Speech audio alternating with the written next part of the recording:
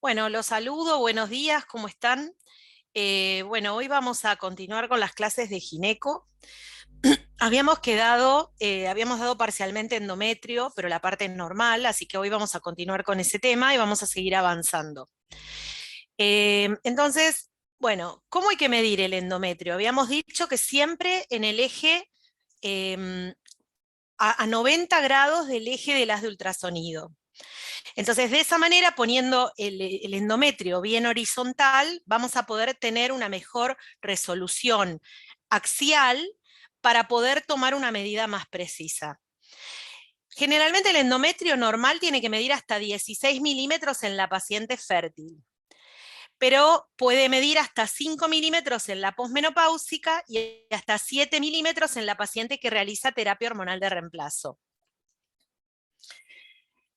¿Cómo medimos al endometrio? Lo medimos de pared a pared, pero hay que tener cuidado cuando hay colecciones líquidas dentro del endometrio, porque eso desdobla el endometrio, lo divide en dos, y hay que medir a cada lado el grosor a cada lado de la colección. Y después se suma. Entonces, cuidado con esto porque por ahí nos da un valor que tenemos que sumar. Los endometrios pueden ser trilaminar, ¿sí?, que es el patrón típico periovulatorio, el patrón hipoecoico, que es el patrón de la primera parte del ciclo, el patrón hiperecogénico o ecogénico, que es el patrón secretorio de la segunda parte del ciclo.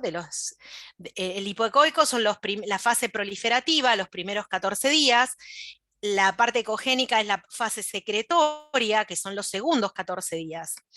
Y luego, bueno, puede haber endometrios que puedan tener la misma ecogenicidad que el miometrio. Como les dije, tenemos una fase proliferativa, que son los primeros 14 días, donde el endometrio se ve a veces trilaminar, definiéndose bien las tres líneas en la etapa periovulatoria, y puede medir hasta 8 milímetros. Luego se produce la ovulación y el endometrio sigue creciendo y puede llegar hasta 16 milímetros y se vuelve más blanco por el efecto de la progesterona que lo prepara para la implantación del embarazo. Eso se llama desidualización, y ese proceso, si la paciente se embaraza, continúa las primeras semanas del embarazo. Acá tienen las tres fases: la fase luego de la menstruación, como queda un endometrio finito, delgado, a veces con algunas colecciones líquidas, luego la fase proliferativa y luego la fase secretoria. Acá tenemos lo mismo, cambios endometriales postmenstruales, una línea endometrial fina, que puede ser posmenopáusica o también postmenstrual. Luego la primera fase del ciclo, proliferativa, hipoecoica, y luego la segunda fase, secretoria o ecogénica. Y la línea endometrial puede tener alteraciones, puede ser lineal, como en este caso, o puede tener ondulaciones, ser no lineal, puede estar irregular, interrumpida, o a veces no definida. También puede haber lesiones endocavitarias, imágenes focales dentro del endometrio, que pueden ser pólipos, ¿sí? Este tipo de interrupciones de la línea endometrial, ¿sí?, lo describimos como engrosamientos focales. Engrosamientos focales de la línea endometrial o engrosamientos difusos de la línea endometrial. Y habría que ponerle Doppler color para ver si están vascularizados y ver si son pólipos. Los tipos de endometrio: tenemos endometrios por ahí más bien homogéneos, algunos con áreas quísticas regulares o áreas quísticas irregulares. También podemos tener endometrios heterogéneos con áreas quísticas y con imágenes formes, ¿sí?, como imágenes que podrían corresponder a pólipos. Y esto es el típico aspecto del cáncer de endometrio. Cuidado, porque este tipo de imágenes, así como lobuladas, que parecen cerebriformes, podría ser típicamente un cáncer. Bueno, esto ya lo mostré, voy a pasar. El endometrio lineal, el endometrio de segunda fase y un endometrio hiperplasiado. ¿Qué quiere decir esto? Más grueso de lo normal, quizás a veces tienen áreas microquísticas dentro del endometrio como signo de hiperplasia. Acá tenemos otros signos de hiperplasia, un endometrio muy grueso y blanco. A veces podemos ver estas áreas quísticas dentro del endometrio, que puede ser, por ejemplo, en una mujer que está recibiendo tamoxifeno, o también puede ser una hiperplasia de endometrio, o puede ser un cáncer de endometrio. Si la mujer está en etapa fértil, también podría ser una mola. Así que cuidado, porque esto también puede ser un embarazo. Pero si la mujer no está en etapa fértil y vemos un endometrio así de engrosado con áreas quísticas, bueno, tenemos que pensar en tamoxifeno, en hiperplasia de endometrio o en cáncer de endometrio. Recuerden, porque estas son cosas que uno tiene que tener en la memoria, ¿no? Mujer fértil, endometrio con áreas quísticas, mola. Mujer no fértil, tamoxifeno, hiperplasia o cáncer. Acá tenemos otro endometrio con áreas quísticas. Bueno, también tenemos que mirar la unión miometrio-endometrio, el límite entre el endometrio y el miometrio. Y lo podemos ver regular, lo podemos ver irregular, no definido, interrumpido, o a veces con una imagen que lo interrumpe focal. Obviamente esta imagen de acá podría ser un mioma, esto de acá podría ser un cáncer, ¿sí? Estas imágenes también, aunque también podría ser adenomiosis, que la adenomiosis es la invasión del miometrio por células endometriales. También la ecogenicidad puede ser un endometrio líquido, anecoico, o puede ser en vidrio esmerilado, con partículas, con detritus, o a veces con ecogenicidad mixta también puede haber coágulos. Y el Doppler es muy importante. Cuando vemos un endometrio engrosado es de buena práctica siempre ponerle Doppler color o power angio y ver la vascularización. Y un poco a ojo vamos a decir que cuando no está vascularizado es un grado, algunos dicen un grado 1, cuando tiene escasa vascularización es leve, moderada y abundante. Grado 0, 1, 2, 3, o algunos le dicen 1, 2, 3, 4. También podemos ver patrones vasculares definidos como vasos que ingresan desde alguna pared. Entonces podemos llegar a ver un vaso que ingresa desde la pared anterior, que es único y que vasculariza por ahí un pólipo. O a veces es un vaso que entra pero se ramifica. O a veces son varios vasos que entran y se ramifican desde un solo lado. O a veces son varios vasos que entran desde múltiples lados. A veces son vasos diseminados o vasos en forma circular. Y vamos a ver ahora la patología endometrial. Y lo primero que vamos a hablar es de la endometritis. La endometritis es la infección o inflamación del endometrio, que también puede acompañarse de infección del canal endocervical, que eso se llama cervicitis. Habitualmente es una infección que sucede posparto, posaborto, poscolocación de DIU. Puede tener gérmenes que lo producen como clamidia, gonorrea, etc. Sería un estadio 1 de la EPI, es decir, la enfermedad pelviana inflamatoria empieza en el útero, y este sería el estadio 1, que es la endometritis. Puede dar síntomas como malestar general, fiebre, temperatura diferencial, dolor pélvico, leucorrea, que es secreción purulenta con mal olor, sangrado vaginal, distensión abdominal. Se acompaña de un signo clínico que es el dolor a la movilización del canal del cuello del útero en el tacto, o también en la ecografía transvaginal con el transductor. Esto se llama signo de Frenkel positivo, que también está el signo de Frenkel ecográfico cuando movemos el cuello con el transductor. Lo más frecuente es que esto sea posparto o posaborto provocado. Así que traten de investigar los antecedentes de la paciente porque es raro que se dé espontáneamente. Si alguien me quiere interrumpir para alguna pregunta, lo puede hacer. Las imágenes que tengo no son muy lindas, las he tomado de internet, quizás los casos que he tenido yo no los tengo tan documentados, pero bueno, vamos a ver lo que vemos. Dame un minuto que estoy conectando mejor el micrófono. Que se me desconectó.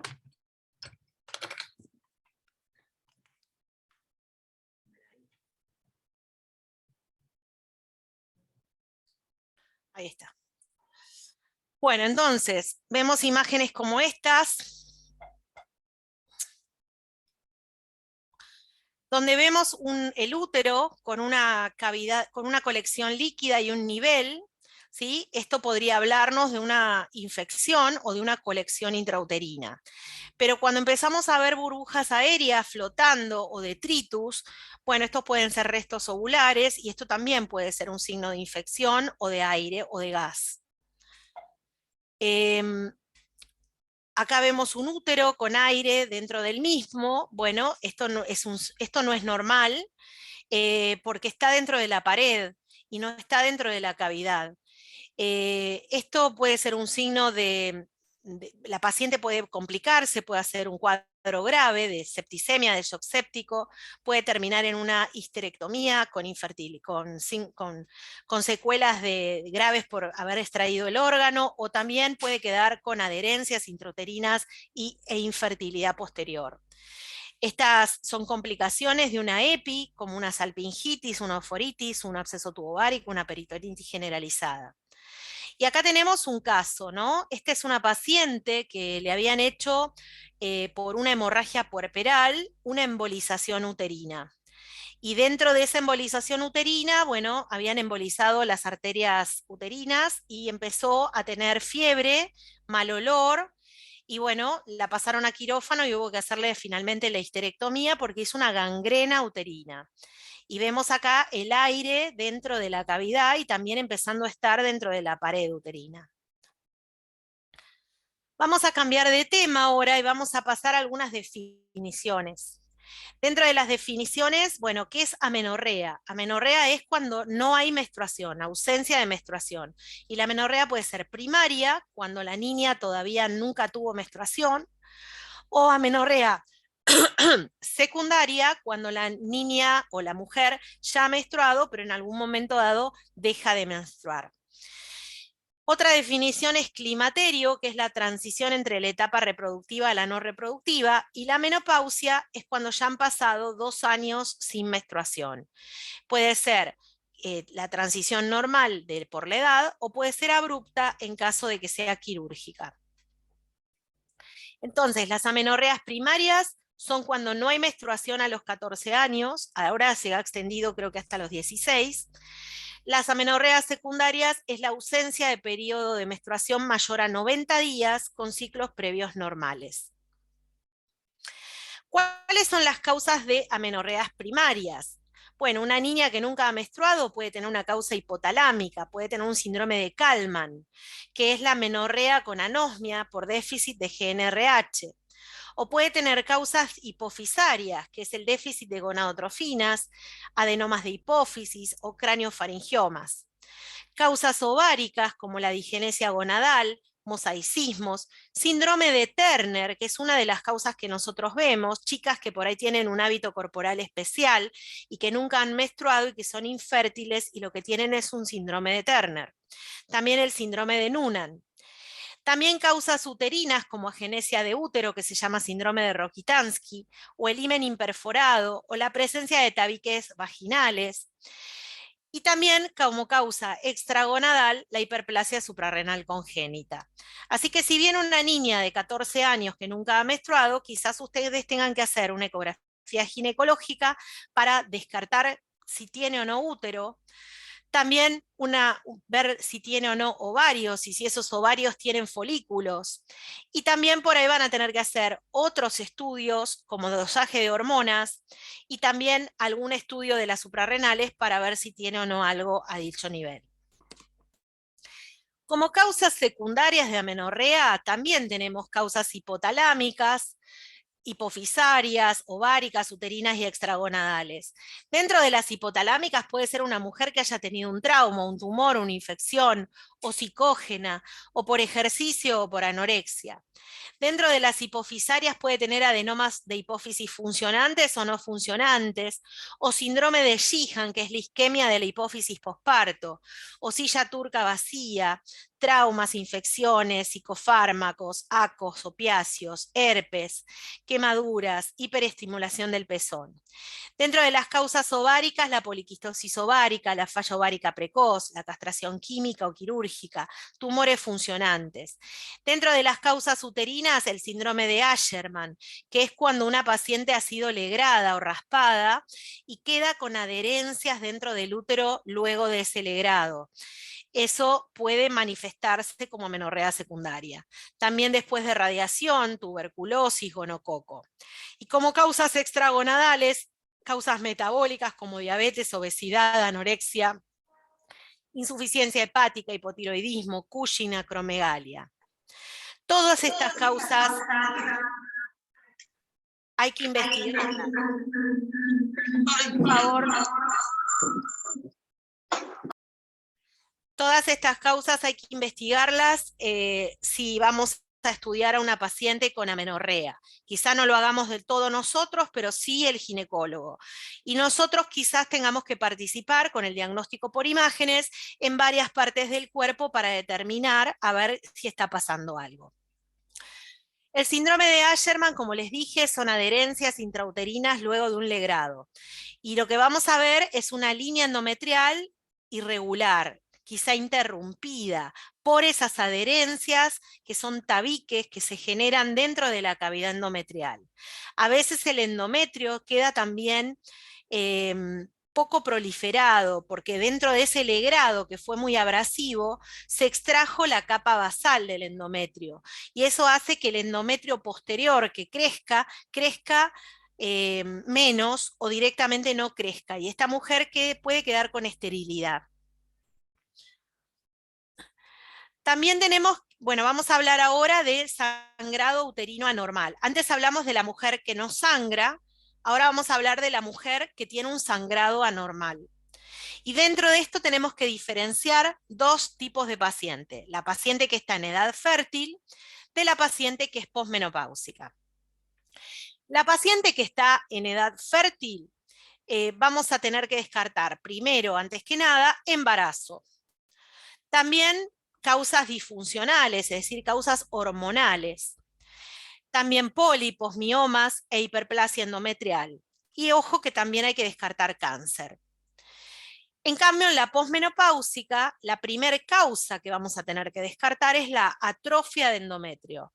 El endometrio que está atrófico sangra, porque los vasos sanguíneos de la capa basal del endometrio están expuestos al oxígeno, y eso produce sangrado y produce colecciones dentro del útero, pero muy pequeñas. Esas colecciones se pueden salir hacia afuera por el cuello y presentarse como metrorragias de la posmenopausia. Y esta es la causa más frecuente de metrorragia de la posmenopausia. La gran diferencia es que cuando le hagamos la ecografía vamos a ver líquido dentro del útero y un endometrio lineal, desdoblado por la colección líquida. A diferencia de otras causas de metrorragia de la posmenopausia, como los pólipos, los miomas, la hiperplasia y el cáncer, donde el endometrio se va a encontrar proliferado, va a estar engrosado. ¿Alguna pregunta de esto?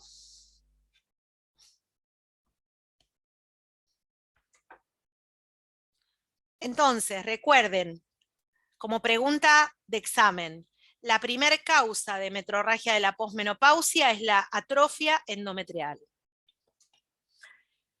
¿Y qué pasa cuando una mujer posmenopausia sangra? Se define sangrado posmenopáusico como aquel sangrado que aparece una vez que se estableció la menopausia.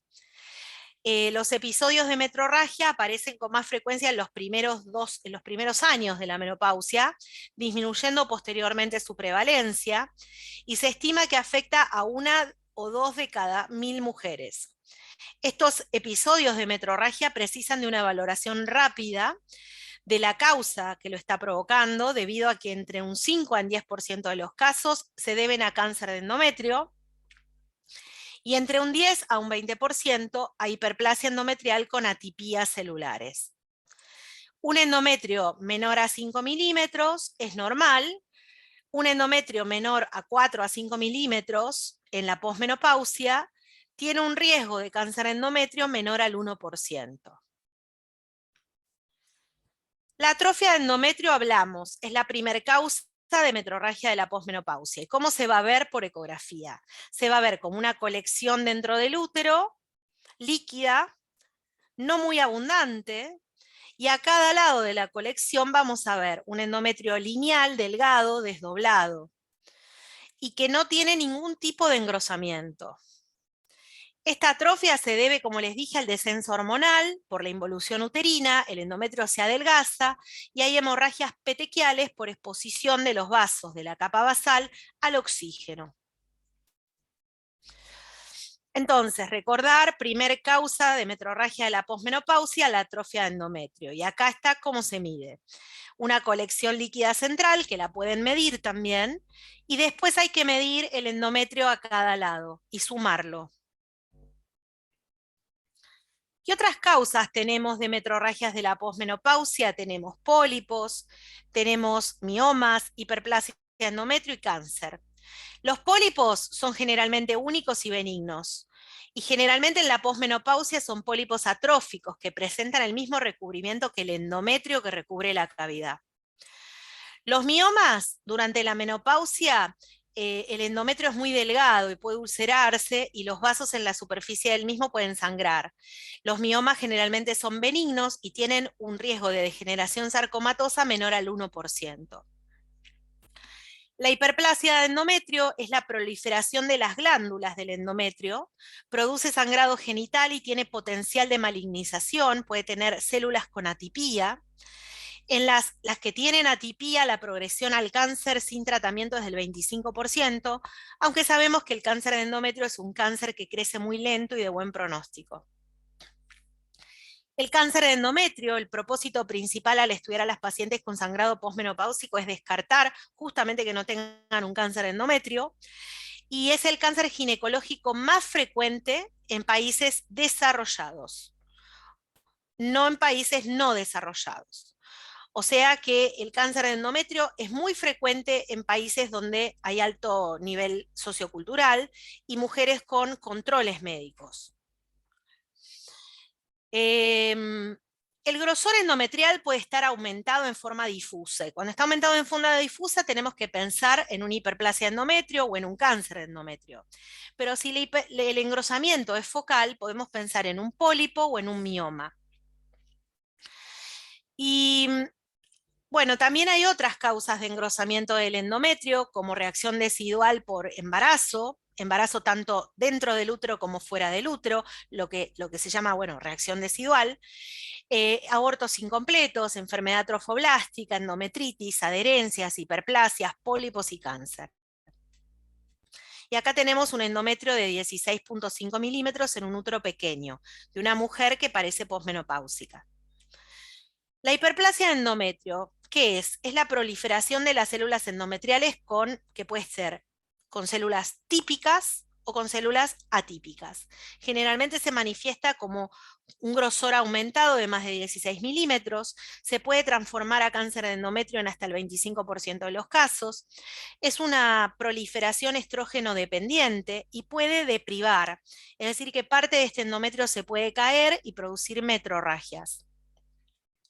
Lo vamos a ver por ecografía como una línea endometrial engrosada, con ecogenicidad variable. Puede haber áreas anecoicas, áreas quísticas, áreas microquísticas, como signo de hiperplasia. Y no va a haber ninguna lesión focal, ni tampoco vamos a tener vasos nutricios. Puede ser que esté un poco vascularizado, pero no va a haber una lesión focal vascularizada. Y acá tenemos ejemplos de un endometrio engrosado con áreas microquísticas, y estas áreas microquísticas nos hablan de que esto por ahí es una hiperplasia de endometrio. Acá tenemos otra imagen con áreas microquísticas. Cuidado cuando vean esto, porque esto puede ser una hiperplasia. Acá tenemos otras hiperplasias de endometrio, un útero lleno de contenido endometrial, y ese contenido no solo está engrosado, sino que tiene áreas microquísticas.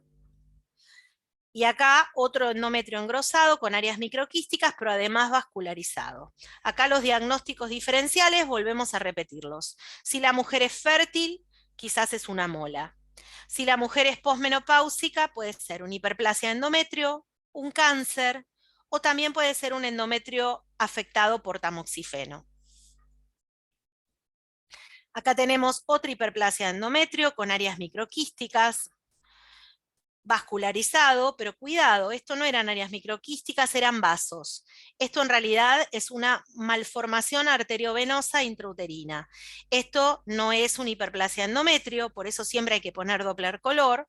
Esta era una paciente que había tenido un aborto espontáneo y como secuela del aborto espontáneo, recuerden que pueden quedar malformaciones arteriovenosas dentro del útero, ¿sí? Es una malformación cirzoide, se llama, que esto va a ir involucionando espontáneamente luego del legrado y va a desaparecer generalmente solo. ¿Preguntas hasta acá? ¿Alguien quiere decir algo? ¿Cómo vamos?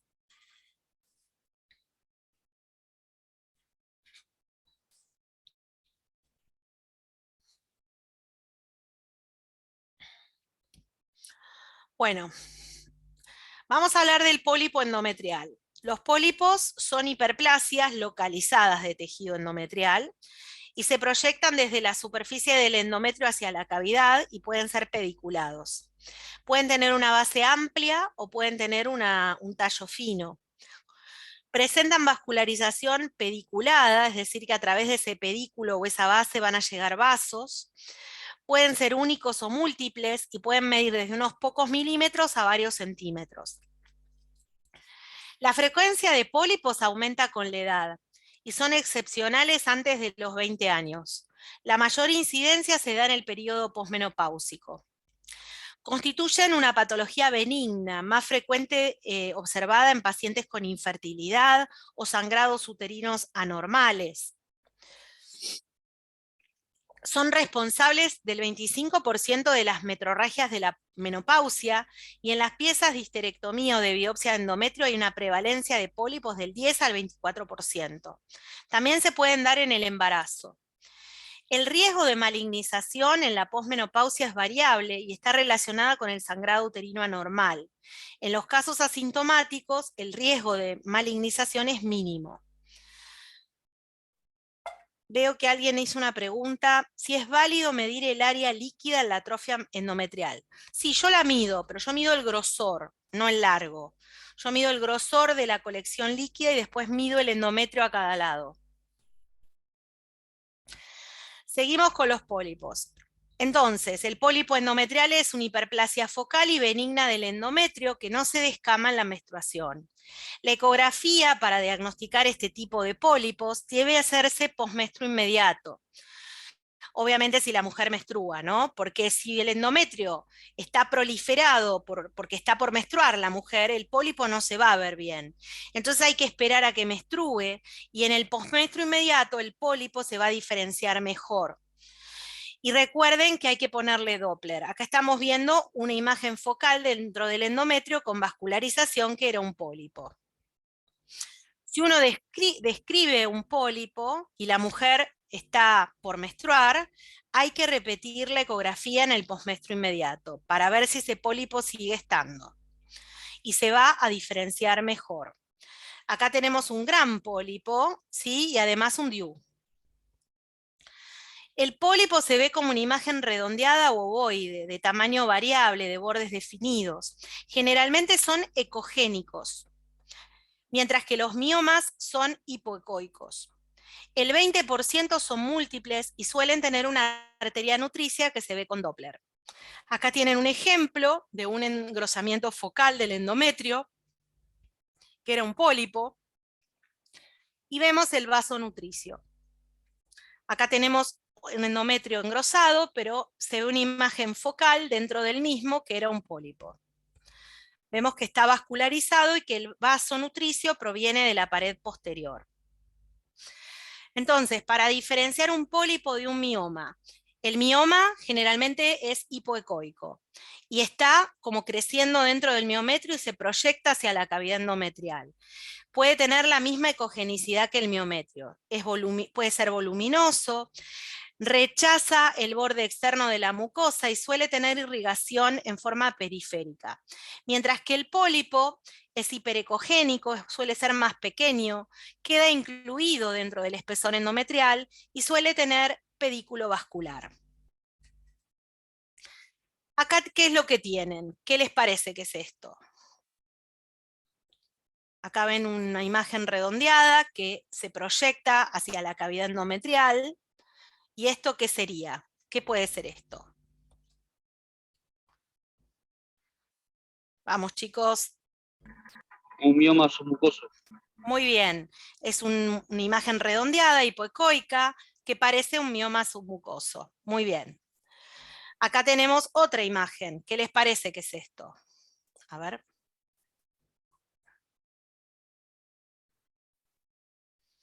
En este caso, está dentro del endometrio, es ecogénico, está vascularizado en forma de pedículo. Bueno, esto podría ser un pólipo. Acá tenemos otro pólipo. Este es un pólipo mucho más voluminoso e irregular y se acompaña de líquido dentro de la cavidad endometrial. Si esto es una puérpera, yo les diría que esto pueden ser, por ejemplo, restos ovulares. Si esto es una mujer por ahí posmenopáusica, les diría que esto puede ser una hiperplasia endometrio, un pólipo o un cáncer. Entonces, cuidado con esto, porque, bueno, claramente es un pólipo, pero habría que descartar que no sea con atipía. Acá vemos más imágenes, un endometrio engrosado, pero si le hacemos una histerosonografía, que es llenar la cavidad del útero con líquido, similar a lo que se hace en la histerosalpingo, vamos a ver que se define mejor el pólipo dentro de la cavidad. Acá tenemos otra histerosonografía con una imagen polipoidea vascularizada, la cavidad uterina se rellena con líquido y se ve el pólipo dentro de la cavidad. Más histerosonografías con pólipos dentro de la misma. No es una técnica que usemos de rutina, la verdad que los pólipos se pueden ver igual sin necesidad de hacer esta técnica, pero bueno, en algunos lugares se utiliza. Muy bien, ¿qué hora es? Vamos a hablar del cáncer de endometrio. El cáncer de endometrio es la neoplasia maligna del tracto genital más frecuente en países desarrollados en mujeres menopáusicas. Tiene una incidencia de aproximadamente 13 por 100.000 mujeres y una mortalidad de 2.5 por 100.000. Se da en mujeres posmenopáusicas, pero también ahora en los últimos años ha ido aumentando la incidencia de cáncer de endometrio en mujeres premenopáusicas. Y aparentemente tienen antecedentes de poliquistosis ovárica y anovulación y también de infertilidad. 10% de las mujeres posmenopáusicas con metrorragia van a tener un cáncer de endometrio. Y 95% de los cánceres de endometrio cursan con metrorragia. Así que la metrorragia de la posmenopausia es un síntoma que no podemos ignorar. Es un síntoma que cuando aparece hay que hacer una ecografía para descartar atrofia endometrial, y si el endometrio está atrófico la dejamos tranquila a la mujer, pero si el endometrio está proliferado hay que legrarla. Hay que hacer un diagnóstico mediante un raspado uterino biópsico total y fraccionado. ¿Qué quiere decir esto? Quiere decir que se va a alegrar primero el cérvix. Primero se va a entrar dentro del canal endocervical y se va a raspar el canal endocervical y se va a obtener una muestra del canal endocervical. Luego se va a entrar dentro del útero y se va a alegrar todo el útero, en todas las caras, por eso se dice total. ¿Y por qué se hace fraccionado? ¿Por qué se hace el cérvix primero y después el útero?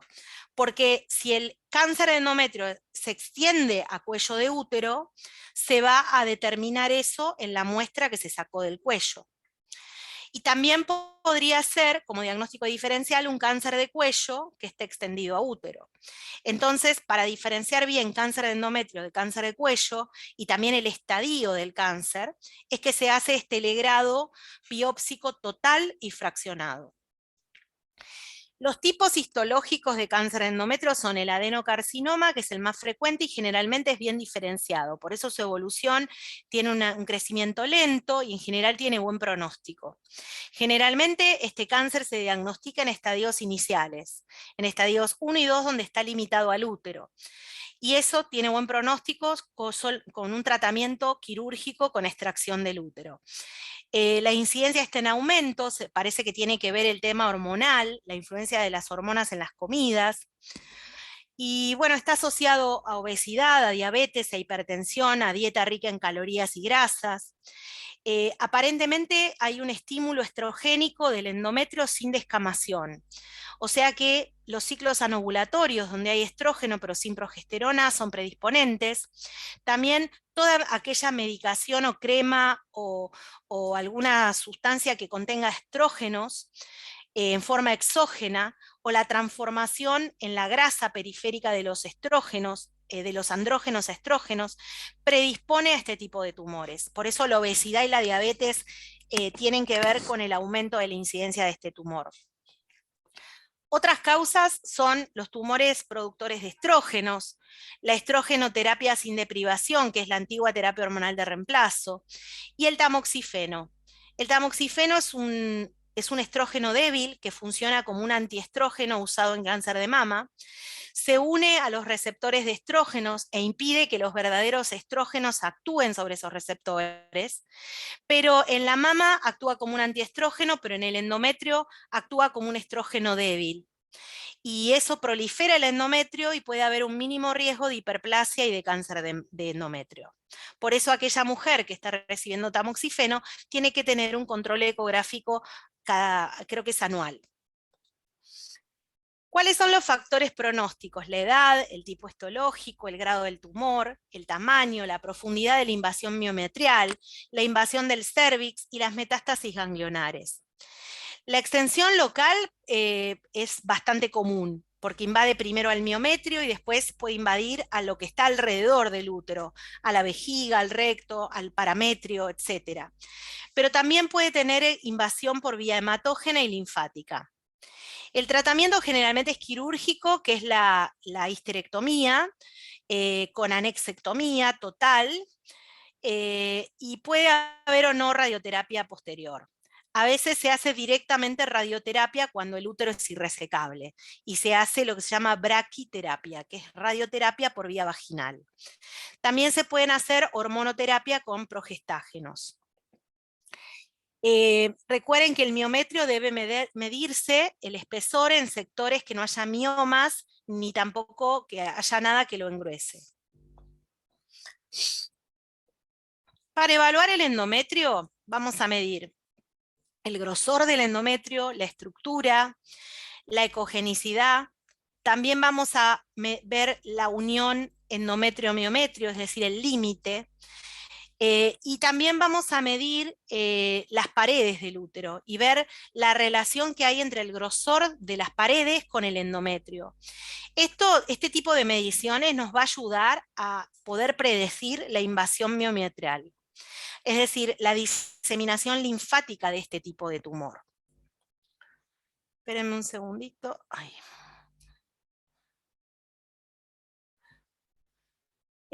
Acá, por ejemplo, estamos viendo un endometrio, ¿no? Engrosado con un cáncer de endometrio hiperecogénico estadio 1A en una mujer posmenopáusica, ¿sí? Lo que vemos es un endometrio engrosado con algunas áreas microquísticas, y si le poníamos Doppler aparentemente había flujos en su interior de baja resistencia y velocidades altas. Acá tenemos más imágenes, ¿no? Más parámetros para definir. Una línea endometrial, un límite miometrio-endometrio, una línea de unión, una línea Z se llama, entre el endometrio y el miometrio regular o irregular, interrumpida, festoneada, ¿sí? En algunos lados puede ser que no esté evaluable. Y acá tenemos algunos ejemplos, ¿no? Una línea endometrial que está un poco irregular, una línea endometrial que acá atrás, por ejemplo, está interrumpida y está invadiendo parte del miometrio. Y acá, en esta no me doy mucho cuenta qué es lo que pasa, quizás acá está interrumpida. Bueno, esta es la clasificación de la zona de unión, ténganla en cuenta porque cuando hay un endometrio engrosado quizás es útil que ustedes presten atención a estas cosas, porque esto nos va a hablar de la invasión miometrial y es también parte de las cosas que se describen en la resonancia. Acá tenemos la zona de unión y vemos con ecografía 3D cómo también se puede ver la zona de unión en varios sitios al mismo tiempo, usando el rendimiento tridimensional. Y también podemos medir las paredes del útero. Podemos medir el grosor del miometrio en comparación con el grosor del miometrio del otro lado y en comparación con el grosor del endometrio. Y estas relaciones nos van a ayudar no solo en la patología como la adenomiosis, sino también en patologías como el cáncer de endometrio. Si la simetría es marcada, predice infiltración miometrial en más del 50% de los casos. Y en manos experimentadas, la impresión subjetiva es la mejor forma de evaluar la invasión miometrial. Podemos ver también la simetría de las paredes uterinas. Fíjense, paredes uterinas simétricas o asimétricas. Esto podría hablarnos de adenomiosis. O un útero totalmente globuloso y engrosado, un útero con miomas. Bueno, presten atención a estas cosas porque son importantes de describir. ¿Qué pasa con el Doppler? El Doppler se utiliza también en este tipo de patologías. Hay un grupo que es el IETA Group, que es el International Endometrial Tumor Analysis, y también nos da 4 grados. El grado 0 o 1, dependiendo, creo que es el 1 en esta clasificación, no tiene vasos, es decir, vascularización negativa. El grado 2 es un vaso aparentemente único o vascularización leve. El grado 3 es cuando ya hay más vasos, y el grado 4 ya es cuando hay una vascularización muy abundante. También podemos ver de dónde vienen esos vasos y tratar de predecir de qué pared están viniendo. Y esto nos puede ayudar después si es un pólipo y hay que hacer un legrado. Entonces uno ve un endometrio engrosado con áreas quísticas y muy vascularizado. Le podemos poner un Doppler espectral, pero la verdad que no tiene ningún sentido hacerle un espectro. Uno lo que describe cuando hace un Doppler del endometrio usa el modo color con la escala bien baja y también usa el Power Angio para determinar más que nada la cantidad de vasos y la distribución de esos vasos. Si hay un pedículo, si hay varios, si los vasos se ramifican, si ingresan de una sola pared, si vienen de varias paredes. Acá tenemos un caso de un cáncer endometrial con un grosor aumentado y aumento de la señal vascular.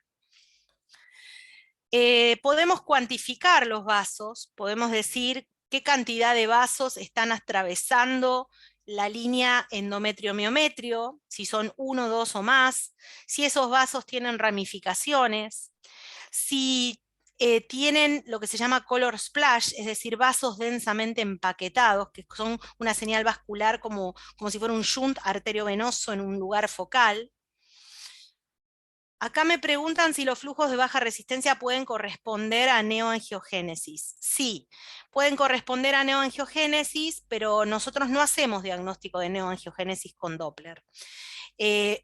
A veces se observan flujos de baja resistencia, pero en algunas publicaciones han puesto que puede haber también flujos de alta resistencia y que no podemos hacer diagnóstico de benignidad o malignidad con el Doppler. Lo único que vamos a determinar es la cantidad de vasos y la distribución vascular de los mismos. Acá tenemos algunos vasos que están atravesando la línea endometrio-miometrio. Ven que acá hay un vaso único que atraviesa. Acá también hay uno y acá hay otro, 2. Acá tenemos 1, 2, 3. Bueno, ese tipo de cosas son las que vamos a describir con el Doppler. También si los vasos que vemos tienen ramificaciones que son regulares o ramificaciones muy irregulares. Acá tienen ramificaciones irregulares y esto es un alto riesgo para cáncer. También puede haber este signo que les dije de vasos empaquetados que parecen shunts arteriovenosos, este tipo de vasos todos juntos en un solo sector, alta densidad vascular, pero como que son sinuosos y están empaquetados, están todos juntos ahí adentro. Esto también tiene un alto riesgo para cáncer. Y bueno, el alto riesgo las variables del ultrasonido con mejor tasa de detección para el adenocarcinoma de endometrio son un endometrio de más de 4.5 milímetros, que sea heterogéneo, con una línea endometrio-miometrio irregular y con vasos sanguíneos abundantes con ramificaciones irregulares.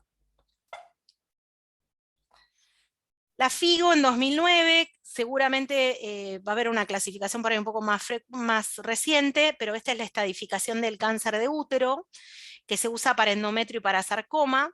Recuerden que el estadio 1 está limitado al útero, el estadio 2 se extiende al cuello, el estadio 3 se disemina más allá del útero y del cuello.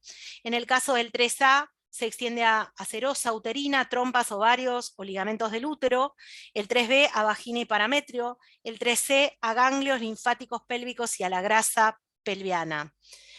El estadio 4 ya es diseminación a distancia, en el 4A a vejiga e intestino y 4B abdomen y ganglios inguinales. Esto no hace falta que se lo sepan de memoria, pero ténganlo en cuenta.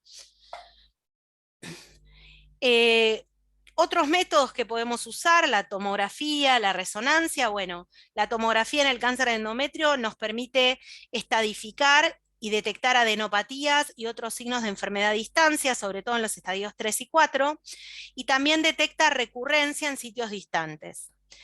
Y la resonancia es un método que se está utilizando mucho para la invasión miometrial. Nos permite evaluar la profundidad de la invasión miometrial, especialmente en úteros con miomas, y también evaluar la extensión cervical. Así que quizá en un paciente con endometrio engrosado, antes de someterlo a una cirugía, por ahí estaría bueno hacerle una resonancia. Y acá tienen imágenes de un cáncer endometrial muy irregular. De un lado vemos como si fuera un pólipo con áreas líquidas, del otro lado vemos como si fuera una hiperplasia endometrio con áreas microquísticas, pero los dos son cánceres. Acá tenemos más cáncer endometrial, estas imágenes flotando dentro del útero. Esto, cuando uno ve esto, no nos gusta verlo. Recuerden que cuando hay una hematometra, o sea, una colección uterina en una mujer posmenopáusica, la causa debemos descartar que no sea un cáncer de endometrio hasta que se descarte lo contrario, porque no es normal que las mujeres posmenopáusicas tengan tanto líquido dentro del útero. Y la causa puede ser un cáncer que esté sangrando y que quizás el cuello está cerrado y no se exterioriza. Acá tenemos otro cáncer de endometrio, con el endometrio muy engrosado y con vascularización. Más cánceres de endometrio, con áreas quísticas. Y el tamoxifeno, recuerden que también puede proliferar el endometrio y dar áreas microquísticas, y esto puede ser parte de un proceso normal, pero también puede degenerar en un cáncer de endometrio. Así que cuidado con las mujeres que han tenido un cáncer de mama y que están tomando esta medicación. Más imágenes de tamoxifeno. Y bueno, vamos a hablar unas palabritas de sarcoma de útero. El sarcoma de útero, me lo preguntaron la vez pasada en una de las clases, representa el 3 al 7% de todas las neoplasias malignas del útero primarias. Tiene una incidencia muy baja, por suerte, del 0.7 en 100.000 mujeres. Tiene muy mal pronóstico, con una tasa de supervivencia a los 5 años varía del 17 al 54%.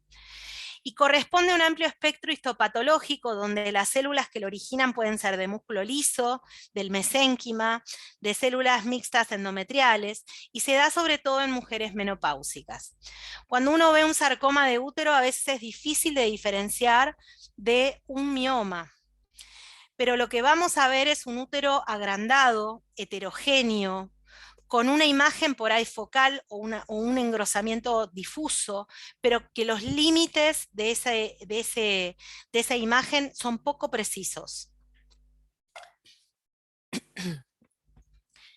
Puede haber carcinosarcoma, adenosarcoma, leiomioma, STUMP, y todas estas son variantes de los sarcomas. El carcinosarcoma nace del endometrio y es indistinguible del adenocarcinoma de endometrio. El adenosarcoma, bueno, también, perdón, me confundí. El que les hablé primero es el adenosarcoma. El carcinosarcoma no tengo descripción. El leiomiosarcoma se degenera un mioma. y es un mioma que crece demasiado rápido. Y cuando un mioma crece demasiado rápido, bueno, duplica su tamaño en 3 a 6 meses, eso debe plantear la posibilidad de un sarcoma uterino. Puede presentarse el sarcoma como metrorragia, dolor y masa palpable. Puede haber también necrosis, atipia celular y mitosis, y bueno, son miomas que no cumplen todos los criterios, y bueno, a veces degeneran en sarcomas. Acá tienen un sarcoma de útero muy feo, ven que el útero prácticamente pierde toda la forma y la estructura. El sarcoma de útero puede ocurrir de novo o por transformación desde un mioma preexistente. El ultrasonido es la primera modalidad de imagen para la evaluación de las masas pélvicas y evaluar el origen endometrial, pero tenemos un papel limitado, ya que no podemos evaluar bien los tumores malignos del miometrio. No hay ningún criterio de ultrasonido capaz de discriminar entre un mioma degenerado y un sarcoma de útero. La única manera de por ahí presuponerlo es el crecimiento rápido y la presencia de un mioma que, bueno, que crece rápido, que es irregular, que es heterogéneo, que dentro del mismo tiene áreas anecoicas de necrosis, que está hipervascularizado, y todo eso nos hace pensar en un hallazgo sugestivo de malignidad. Se puede hacer una resonancia, se puede hacer un PET, que ha ganado un papel importante para la valoración prequirúrgica de los tumores del músculo liso. Y acá tenemos una imagen muy, muy dudosa, ¿no? De una imagen dentro del útero redondeada, con mucha vascularización, que resultó ser un carcinosarcoma. La verdad que no podemos diferenciarlo bien de un endometrio engrosado o de un mioma. Bueno, es más bien ecogénico, por eso no diría que es un mioma, pero bueno.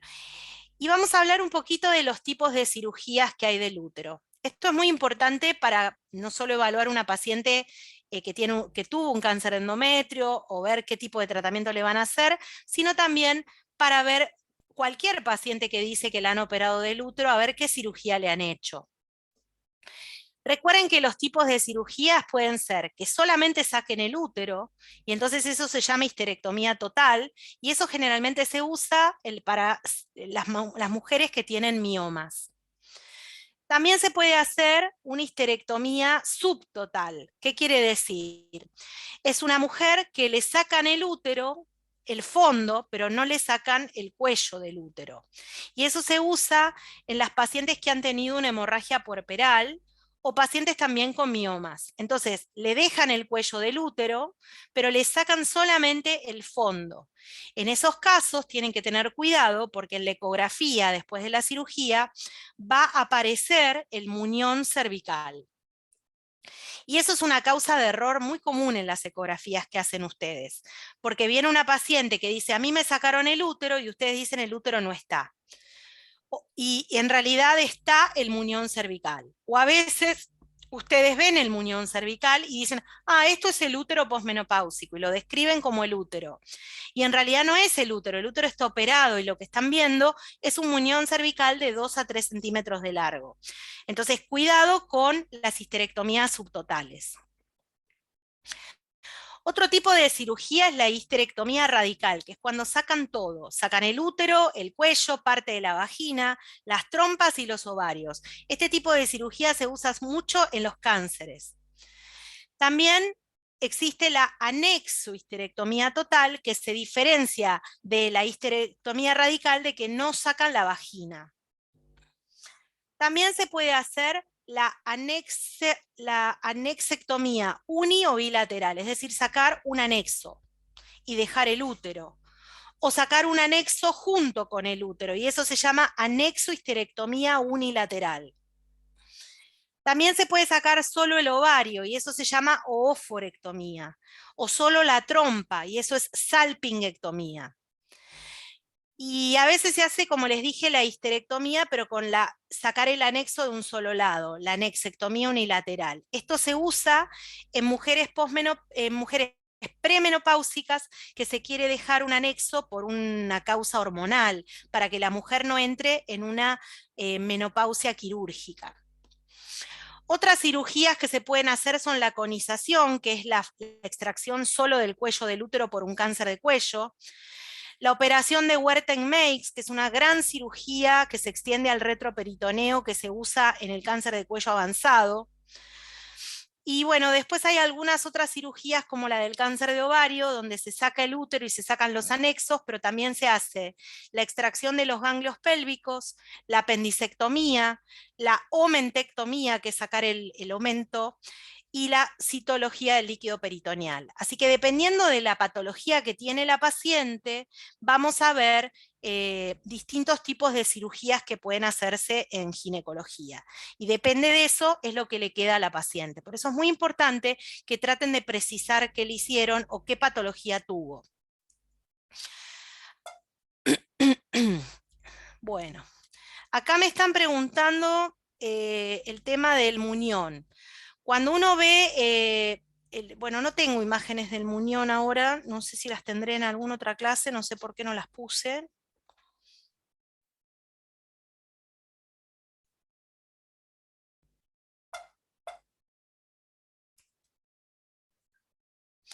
A ver si puedo compartirles.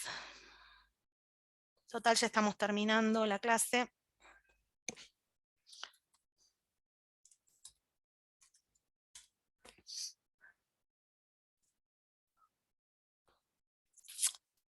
Bueno, en internet no hay mucho, pero ustedes lo pueden ver todos los días esto en algún consultorio que les toca hacer una ecografía.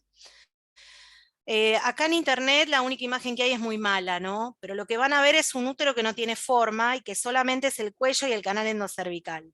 Y lo que no va a ver es fondo, no va a haber endometrio. Así que lo que van a ver es un útero muy, muy chiquitito, de 2 centímetros de largo, que en realidad no va a ser el útero, va a ser el muñón cervical. Esto lo van a ver en corte longitudinal y en el corte transversal lo van a ver como si fuera un corte transversal del cuello. Así que de esa manera se ve el muñón cervical. No hay otras imágenes. A ver en inglés.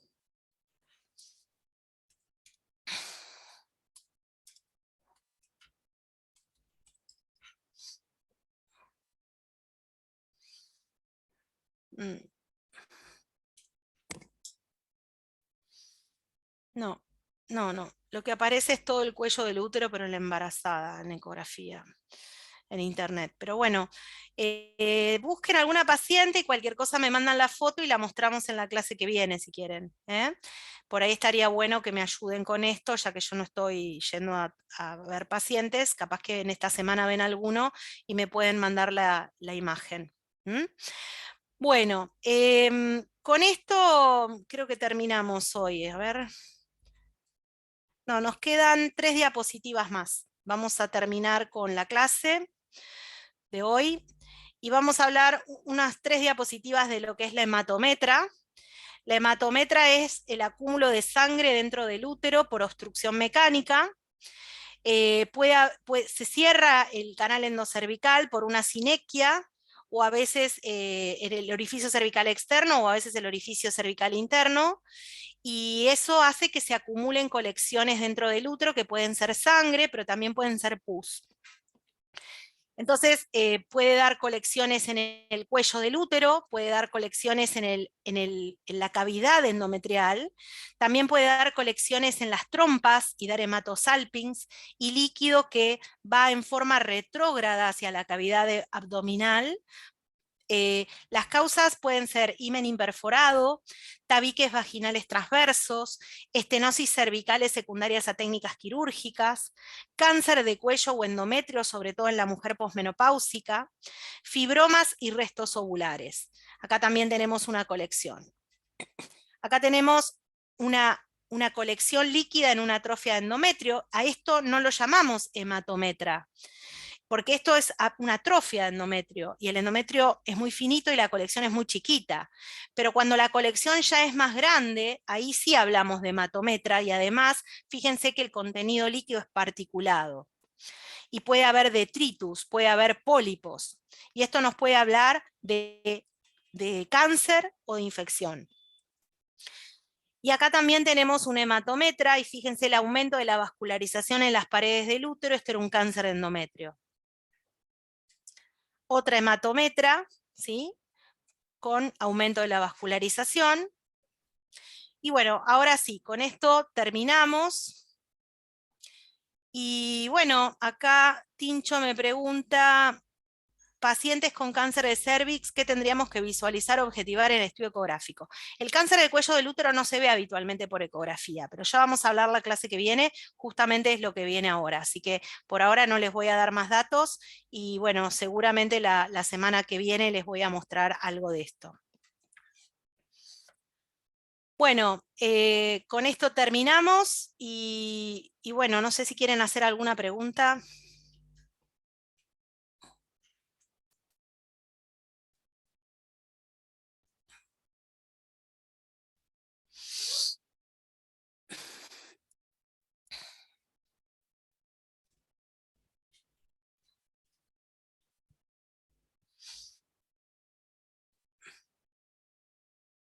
Bueno, no hay micrófono. Bueno, los despido hasta la semana que viene. Que tengan buena semana. Chao, chicos.